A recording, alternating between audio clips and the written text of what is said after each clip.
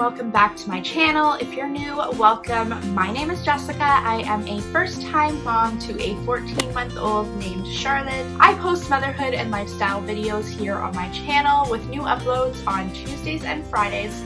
So if you're interested in that type of content, please hit that subscribe button down below. We would love to have you. And don't forget to give this video a thumbs up if you like it. So in today's video, I thought I would share some of the essentials and tips that really helped me through my breastfeeding journey. My journey has not been an easy one. I am currently still nursing my 14-month-old once a day and have been gradually weaning her over the past few months. So we are still at one feed. However, we are planning on cutting that feed out within the next few weeks. I've kind of held on to it a bit longer than I wanted to, just with everything going on in the world. I wanted her to continue to get some of those antibodies from me. Before we get started, I do want to mention that I am a firm believer that fed is best. So in no way am I implying that breastfeeding is what's best for your child. It's whatever you choose. But for those mamas who are certain that they want to breastfeed and are maybe looking for a little bit of advice, that's why I'm here today. So let's get into the video. So the very first essential that I wanted to talk about today is actually a breast pump. I was lucky enough to get this Medela, I believe that's how you pronounce it, swing from my sister. So this was my sister's. She gave it to me. I just purchased like an extra hose and all of that. Breast pumps are not cheap. Electric breast pumps are not cheap, so even a manual one will do if that's what's in your budget. Even if you are not planning to bottle feed your child. By the way, I do have a little human here with me today. She's just playing around in her room here, so she may be popping in and out of the video as we go and pulling all my stuff down in the process. Back to the pump. Even if you aren't planning on bottle feeding your child at all, I still do recommend you getting a pump, and there are two main reasons why. So reason number one is strictly to just relieve some of your engorgement. So at the beginning, you will probably be engorged quite a bit when your milk comes in, just as your body adjusts to what the baby is feeding. So it can be very uncomfortable. So I recommend either an electric or a manual pump just to get some of that relief. And you can freeze that breast milk for later on when you might want a date night out, or you can also donate your breast milk if you feel like you're not ever going to need to use that expressed milk. Reason number two that I recommend a pump is to boost your supply. If you are anything like me, you may be an undersupplier. So I would do something called power pumping. And what power pumping is, basically tricking your body to produce more milk. So how it works is you pump for 20 minutes, rest for 10, pump for 10 minutes, rest for another 10, and then pump for 10 minutes again. So it kind of mimics cluster feeding. If you aren't sure what cluster feeding is, I have another video called What They Don't Tell You About Breastfeeding, which I have linked down below in the description box, and we'll also put a card up here if you guys want to check that out for a little bit more information on that. But power pumping is a great way to boost your supply. So I definitely recommend a breast pump, whether you plan to bottle feed or not. I absolutely hated pumping. It always gave me anxiety to see how little milk I was actually able to pump. Like I mentioned, I was an undersupplier, so I was maybe pumping like an ounce or two. So my biggest tip when it comes to pumping is don't compare. Don't compare yourselves to other moms. I knew moms and heard of moms that had freezer stash full of breast milk, and the first couple of months after having their child, when I was struggling to just pump a couple of ounces to be able to leave her with somebody so I can go out to the grocery store. Don't compare. Every woman's body is different. Everybody's supply is different. One hack that I learned that really helped me out was actually to put a baby sock over the bottle when you're pumping. So you just put the sock over the bottle like this, and basically what it does is it hides the bottle. It has been proven to lower the mother's stress while she's pumping, so she's not constantly looking at the bottle, which has been proven to actually help women produce more during their pumping session. This worked great for me. I actually pumped always an ounce or two more whenever I did this, just because I wasn't constantly staring at the bottle, putting pressure on myself to pump enough for my baby, and it was so much better for my mental health in the long run.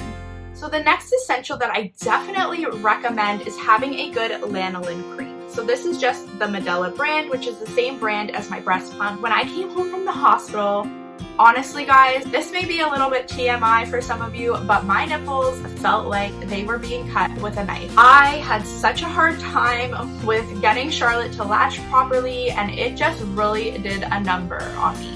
So the Lanolin just gave me so much relief. Just put it on after a nursing session. The great thing is you don't have to worry about washing it off because most of them are safe for baby to consume. So it's not like you have to put it on and then when you go to nurse again, you have to wipe it off. Honestly, this little bit of cream gave me so much relief.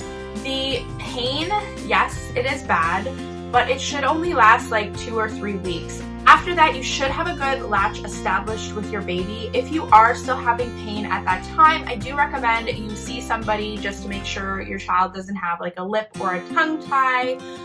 But in the first few weeks when you will get that pain because you're getting used to it, your baby's getting used to it, definitely get yourself a good nipple cream. Essential number 3 is to get yourself a good water bottle, water cup, whatever you prefer. You really need to make sure that you're drinking lots of water while you're nursing. The baby is taking a good chunk of your water out of your body, so make sure you're always drinking, as well as keep up with the calories. So make sure that you're eating frequently, eating those extra calories because you're gonna need it. So your baby is taking most of your nutrients from you, so you wanna make sure that you're constantly drinking water and eating those extra calories so that you can keep yourself healthy and energized. Water is also a great simple way to boost your supply. Honestly, on the days that I drank more water, I would see such a difference in my supply. One way to remember to drink your water is just before you're about to nurse, go fill your water bottle or straw cup or whatever you want to use and just have it with you while you're nursing the baby and just take sips of it as you're nursing. So that was one thing that really helped me, is I would just fill my water bottle up right before I'm about to nurse my daughter, and I would just have it beside me and keep taking sips as I'm nursing her. Also, oatmeal is a great way to boost your supply. So I think I ate like so many oatmeal cookies in the beginning to try and boost my supply, and I always saw such a big difference when I had oatmeal. So that's another small tip for you guys. The next essentials that I'm going to talk about today are some nursing friendly clothes. So I bought a few shirts from like Old Navy that I would wear, and honestly they just made it so much more complicated for me. So something that I'm going to recommend is that you get a shirt similar to this one, and this is a pajama shirt here, but you can buy regular shirts or dresses with the same style. So what worked best for me was anything with this V-neck style here, because you can just pull it down. Some of the shirts that I had like a flap over, and you'd have to lift the flap and then you'd have to like pull this thing underneath over. That was way too complicated for me, especially when you have a hungry baby that is crying and you just want to whip it out fast, especially even in public. Like, I was not one of those people that felt comfortable nursing without a cover in public. Nothing against anybody who chooses to do that. That was just my own personal thing. I was struggling, like trying to put the nursing cover on, lift up this flap, pull this thing over. It was too complicated. So I would always make sure to wear a shirt like with a V-neck like this that was easily accessible. Another thing that I definitely recommend is just buying like nursing tanks and just putting a regular shirt over. So what you can do is just lift up your shirt and then just unclip this, and then there you go, you have access. So super simple hacks like that. Some of these nursing shirts are super complicated. I don't recommend spending a whole lot of money on things. Just have a few of them, like a few nursing tanks, a few of these style shirts. Honestly, these you can even buy like regular V-neck shirts and just pull them over. When you get into like buying maternity and nursing clothes, I feel like they just jack up the prices for those things when you can find regular clothes that do almost the same thing. Just my opinion. Another thing that I have here is like this nightgown here. These nightgowns really helped me in the early days, like through the night sleeping. So again, they just have like that V-neck style that you can just pull over, and it's super accessible, especially in the middle of the night when you are exhausted and your baby just wants some milk. So definitely find some nursing clothes that you feel like will be simple enough for you. Another great thing that I got were like these super comfortable nursing bras. So I did have some regular nursing bras with like the underwire, and again, they would just clip down like similar to this. Yeah, what are you doing? Oh, okay. Is that Mama's shoe?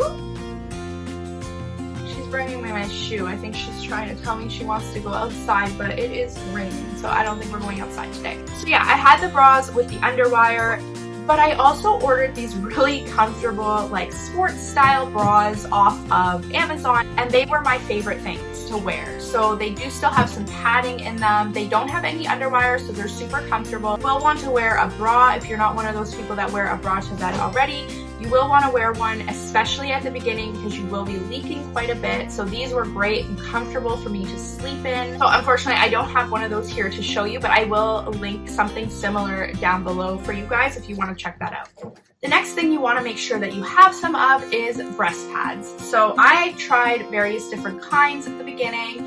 I only really leaked for maybe like the first month because, like I said, I wasn't an oversupplier. So once my milk like adjusted to what my daughter was taking and what I was pumping, I really wasn't leaking that much. I did try a few different breast pads in the beginning. So I tried just this simple like disposable one here by Johnson. I also tried the disposable Philips Avent ones. So this one's a daytime and this one's a nighttime. I believe the nighttime one is just a bit thicker because you're wearing it for a longer period of time. And I also tried the Philips Avent washable or reusable ones.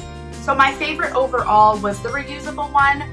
Couple reasons. One, because it was just more comfortable to me than wearing like a paper one, especially like in the beginning when you're going to be very sore. You want something comfortable.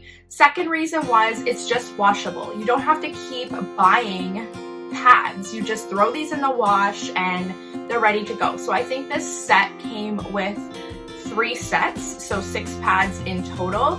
So I will see if I can find something similar for you guys, if not the same thing, and just link it down below. The last essential that I am going to talk about today is a human essential, and that is a lactation consultant.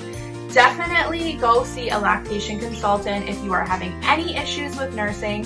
They are so helpful. I saw a lactation consultant for the first week or 2 of Charlotte's life, of my breastfeeding journey, because we were having a lot of difficulty with latching. It was really taking a toll on my mental health. I could not figure out why my child was latching. Also took my milk 5 days to come in, so I didn't know what was going on. I was so new to this. I didn't know what to do. I was so set that I wanted to nurse my child. So when somebody recommended to me to go see a lactation consultant, that's what I did, and she helped me so much. They will know if there are any issues with the baby, such as a tongue or lip tie that is possibly preventing them from latching. They will be able to recommend all sorts of different positions that you can try and get your baby to latch. The most important thing that she made me realize was breastfeeding is not as natural as they say. Your baby needs to learn just as you need to learn. Your baby came into this big scary world not knowing anything, so they have to learn as well. So she really gave me like a positive outlook on it. It was really taking a toll on my mental health before I saw her, and she just helped me so much. So I can't say enough how much I recommend seeing a lactation consultant if you are struggling. Even if this is baby number 2 and you are struggling, still go see them, because every baby is different. Every nursing journey is going to be different. I believe in Canada anyway, they're available in every hospital. So I set up an appointment as soon as I was discharged from the hospital, and we basically went back like every day for like the first week or 2 to see her until I was able to get it on my own. So that wraps up my breastfeeding tips and essentials video. I hope you guys were able to get some suggestions or recommendations from this video. My goal with this channel is to just really help at least one person on this journey called motherhood, especially first-time moms who may not know some of these things. So I will link a few other videos down below that you guys may be interested in if you are first-time moms or expecting moms. I hope you guys enjoyed this video. Please give it a big thumbs up